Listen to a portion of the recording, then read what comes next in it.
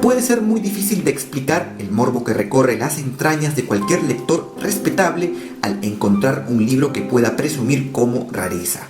Día a día, miles de aficionados a la lectura recorren ferias, libreros de viejo y hasta mercados de pulga buscando esa joya que podría poner verdes de envidia a sus amigos. ¿De qué se trata? En principio podríamos hablar de una primera edición de un libro muy célebre o muy antiguo. Podría tratarse otras veces de una edición limitada, o podría ser quizá algún ejemplar común que contenga aportes relacionados a la obra como un prólogo de un célebre autor, ilustraciones de un famoso artista plástico o incluso estar traducido por otro conocido intelectual. Sin embargo, los libros que vamos a ver a continuación están mucho más allá de todo el entendimiento y las cosas habituales que podrías alguna vez imaginar. Algunos de los libros de los que hablaré a continuación no solo son indescifrables y escritos en lenguajes nunca hablados, sino que su sola existencia constituye todo un misterio para la humanidad. Número 10. El libro del caballero Cifar. Se trata del primer libro de relatos de ficción en español, escrito a finales del siglo XIV. Tiene rasgos de novela de caballería. El relato narra la historia del caballero Cifar, a partir del cual se entretejen diversos materiales de carácter didáctico, épico y caballeresco. Cifar parte de una desgraciada separación familiar para coronarse rey. Su hijo, Roboán, recibe sus enseñanzas y repite la trayectoria del padre, siendo al fin coronado emperador. Número 9.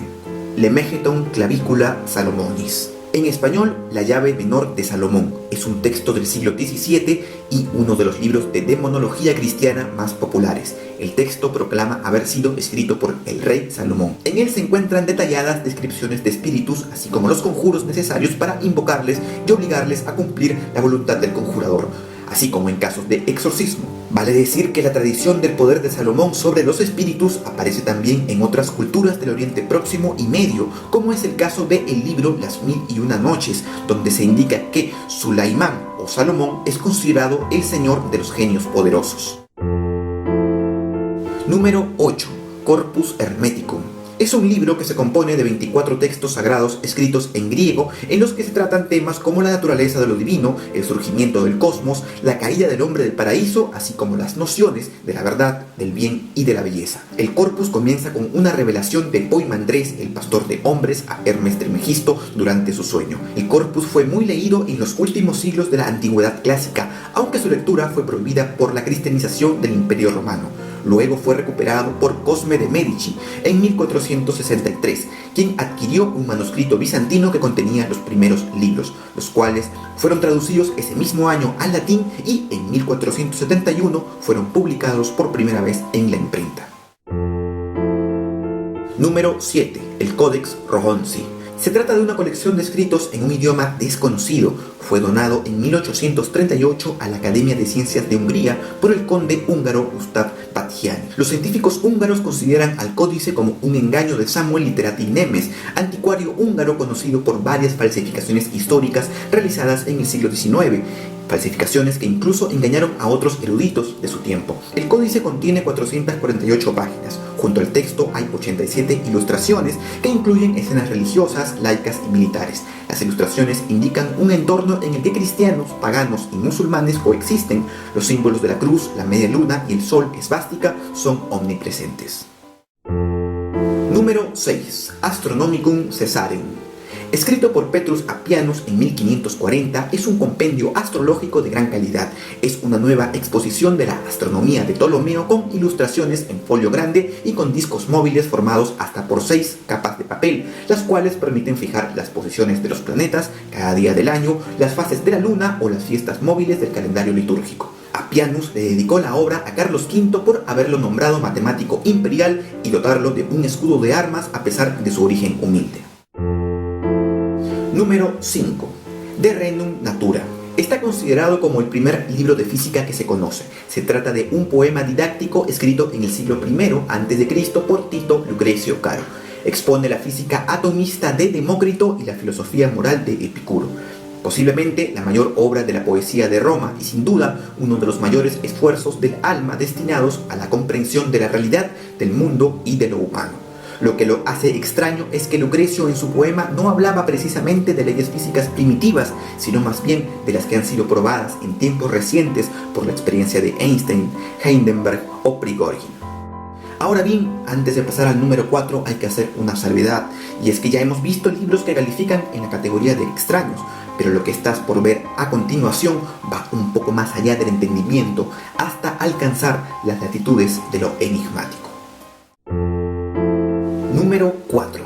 Liber Albert Legis. El libro de la ley, escrito por Aleister Crowley en el Cairo, Egipto, en el año 1904, contiene 3 capítulos y cada uno de ellos fue escrito en 1 hora, comenzando al mediodía en abril 8, abril 9 y abril 10. Crowley afirma que el autor fue una entidad llamada Aiwass, a quien más tarde se refirió como su yo superior. Las enseñanzas de este libro son expresadas como la ley de Telema, usualmente resumidas por estas 2 frases.